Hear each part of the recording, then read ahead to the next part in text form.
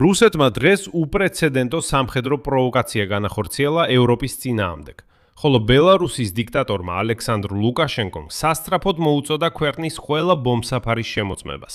დღეს 15 ივლისს პოლონეთმა საჰაერო სივრცეში აიყვანა გამანადგურებლები და გადაეღობა ორ რუსულ Su-30 საბრძოლო დარტყმის გამანადგურებლებს, რომლებიც პირდაპირ კალინინგრადიდან ჩამოფრინდნენ. პოლონეთის საჰაერო თავდაცვის ცორთნების ჯაშუშობა. არც მზვერავი, არც სატრანსპორტო, არამედ ორი მძიმე Su-30 სემთორი. და ეს ერთჯერადი შემთხვევა არ არის, პირდაპირ წინა დღეს პოლონელები გადაეღობდნენ რუსულ Il-20-ს. ხოლო ამ დღეებში მთელ ევროპაში რაღაც ძალიან ცუდი ხდება. გერმანია დღეს პირდაპირ ასახელებს ქვეყნებს, რომლებსაც ახალი რუსული აგრესია ემუქრებათ. ბრიტანეთი მოსახლეობას მოუწოდებს საკვები მოიმარაგონ. ლიტვაში სამხედრო კომისარიატებთან რიგებია. ხოლო ლუკაშენკომ მასობრივი ბომბის თავშესაფრების შემოწმება დაიწყო ზუსტად მას შემდეგ, რაც ვლადიმირ პუტინმა მას ომში ჩართვა მოსთხოვა.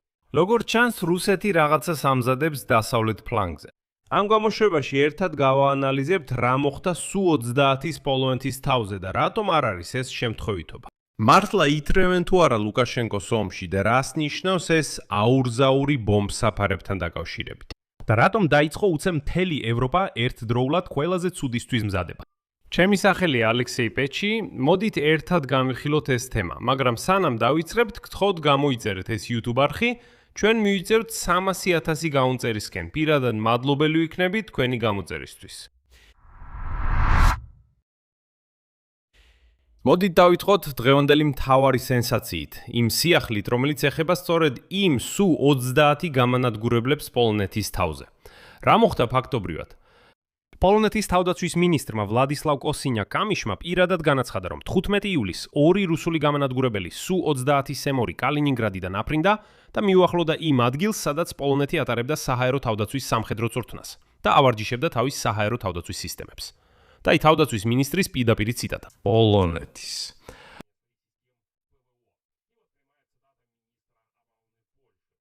ამასთან დაკავშირებით მალბურგიდან ჰაერში ავიყვანეთ ჩვენი თვითფრინავების კიდევ ერთი ცხვილი, რომელმაც ორი რუსული გამანადგურებელი Su-30 SM გადაჭრა.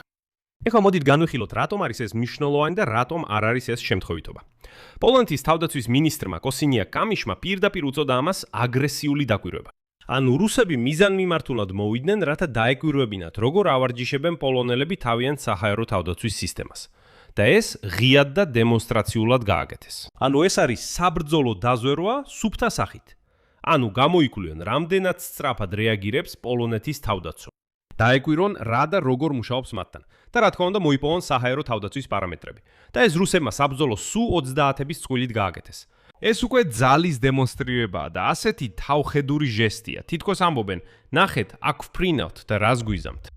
რუსული თვითფრინავები თავად პოლონეთის საჰაერო სივრცეში არ შესულან.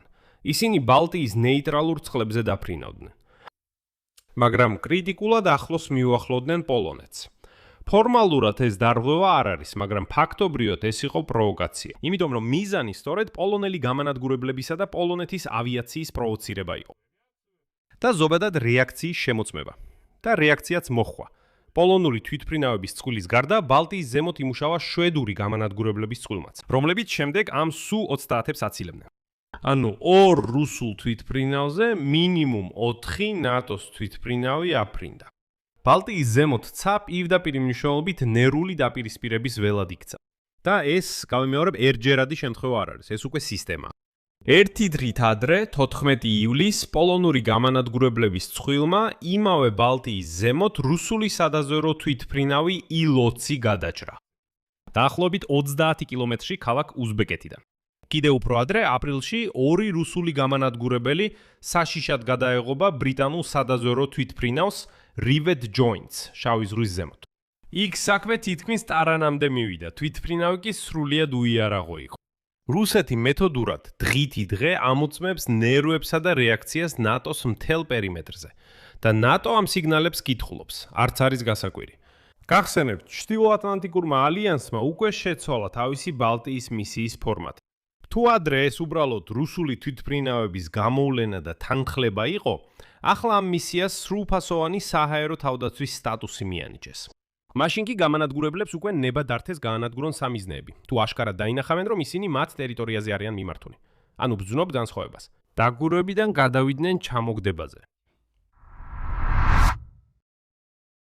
ეხლა ამ გამოშვების მეორე ნაწილი და ის დაკავშირებულია ბელარუსის დიქტატორ ალექსანდრე ლუკაშენკოსთან. და აი გამოჩნდა ყველა ნიშანი იმისა, რომ კრემლი მაინც ამზადებს ლუკაშენკოს ომში ჩართვისთვის. თავარი ამბავი. ბელარუსში დაიწყეს მასობრივი ბომბსაფარების გადამოწმება. და პროექტ ბელპოლის მონაცემებით იქ გააქტიურდა სამოქალაქო თავდაცვის დამცავი ნაგებობების ინვენტარიზაციის, რემონტისა და მოდერნიზაციის სამუშაოები. ციფრები ასეთია. თებერვლიდან აპრილამდე ჩატარებული ინსპექციების შედეგად გაცემულია 66 მითითება დარღვევების აღმოფხრის შესახებ. პასუხისმგებლობაში მიეცა 11 თანამდებობის პირი. ხოლო წლევანდელი წლის დასაწყისიდან ქვეყნის მასშტაბით აღადგინეს 43 ბომბსაფარი. და თავად ბელპოლის ანალიტიკოსები პირდაპირ ამბობენ, რომ ეს შემოწმებები მიმდინარეობს, ციტატა, სპეციფიკურ სამხედრო პოლიტიკურ კონტექსტში. მოდით მშრალი ენიდან ადამიანურ ენაზე გადმოვთარგმნით. როცა სახელმწიფო უცებ, ავიღოთ ბრჭყალებში, უცებ უმიზეზოდ იწყებს გამალებით ბომბსაფარების შეკეთებას და მოწესრიგებას, ეს ნიშნავს, რომ სახელმწიფო სერიოზულად უშვებს, რომ მალე მასზე შეიძლება ჩამოარდეს სწორედ ის ბომბები ან დრონები.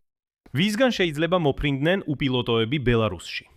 სწორია, უკრაინისგან. თუ მინსკი რეალურად ჩაერევა ამ ომში. ანუ ლუკაშენკო ყოველ შემთხვევისთვის ამზადებს თავის მოსახლეობას. იმისთვის, რომ ქვეყანა შეიძლება გახდეს სამიზნე და ეს ყველაფერი რაც ნიშანდობლივია, მიმდინარეობს უწყვეტი მობილიზაციის ღონისძიებებისა და სამხედრო წუხთნების ფონზე. გახსენებთ, ივნისში ბელარუსის თავდაცვის სამინისტრომ პირდაპირ ჩაატარა წუხთნები გროდნოს ოლქში, რომელიც ესაზღვრება პოლონეთსა და ლიტვას. და იქ ამუშავებდნენ მოქალაქეების და ტრანსპორტის მობილიზაციას.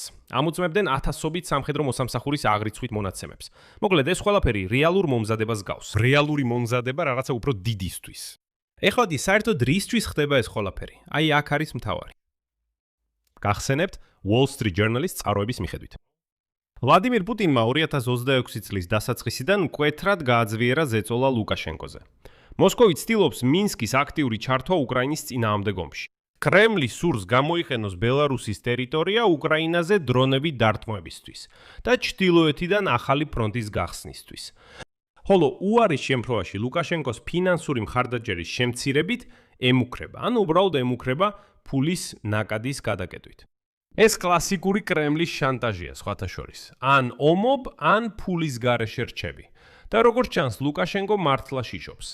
მას ვლადიმირ პუტინის კი არა, უფრო შედეგების ეშინია.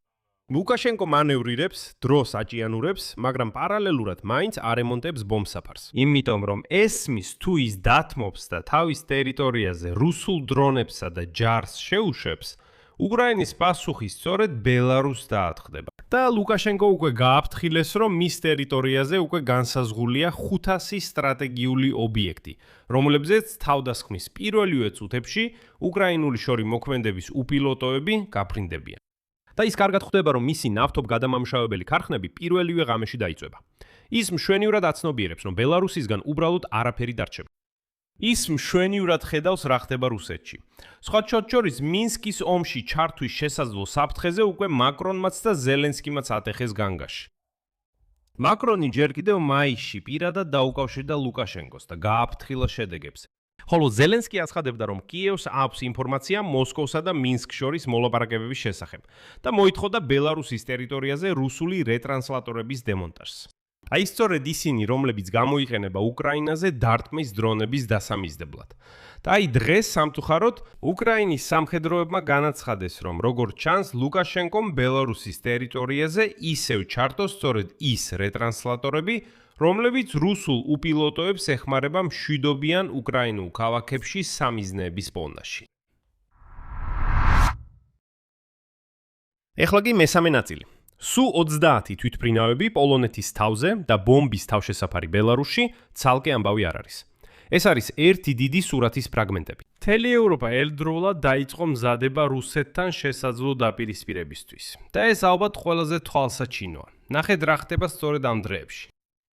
გერმანიის კანცლერმა ფრიდრიხ მერცმა ღიად დაასახელა რუსეთი ევროპის უშუალო საფრთხედ და საუბრობს იმაზე, რომელი ქვეყნებისთვისაც. მუქარას წარმოადგენს ახალი რუსული აგრესია. და აი ფრიდრიხ მერცის აზრით, რუსეთის შემდეგი დარტყმის ქვეშ შეიძლება აღმოჩნდნენ ბალტიის ქვეყნები და მოლდოვა. გერმანია მილიარდობით ევროს ხარჯავს გადაიარაღებაზე, სწორედ რუსეთის მხრიდან არსებული საფრთხის წინაშე. ასე განაცხადა ფრიდრიხ მერცმა. შემდეგ ბრიტანეთი. და ეს უკვე ძალიან ნიშანდობლივია. ბრიტანეთის ხელისუფლება ემზადებება მოუწოდოს მოსახლეობას, რომ კრიზისის შემთხვევაში საკვები და პირველადი საჭიროების ნივთები მოიმარაგონ. როგორც ხედავთ, როდესაც ევროპის ერთ-ერთი წამყვანი ქვეყანა თავის მოქალაქეებს ურჩევს, რომ სახლში მარაგი გააკეთონ, ეს ამინდის გამო არ ხდება. ეს სერიოზული რაღაცისთვის მზადებაა. შემდეგ ლიტვა. იქ ხელისუფლების ცნობით სამხედრო კომისარიატებში რიგები გაჩნდა. ადამიანები თავად მიდიან სამხედრო აღრიცხვაზე დასადგომად, სამხედრო კომისარიატებში რეგისტრაციისთვის და მობილიზაციის შესახებ ინფორმაციის მისაღებად. თანაც ლიტვა პირდაპირ წინა ხაზზე. ის ესაზღვრება კალინინგრადს და ბელარუსს და სწორედ მის ტერიტორიაზე გადის ის სუალკის კორიდორი. ეს არის ყველაზე ვიწრო და ყველაზე მოწყვლადი ადგილი მთელ ჩრდილოატლანტიკურ ალიანსში. და ამას ემატება ინფორმაცია იმის შესახებ, რომ რუსეთი ამზადებს ლოკალურ ოპერაციებს ლიტვის წინააღმდეგ.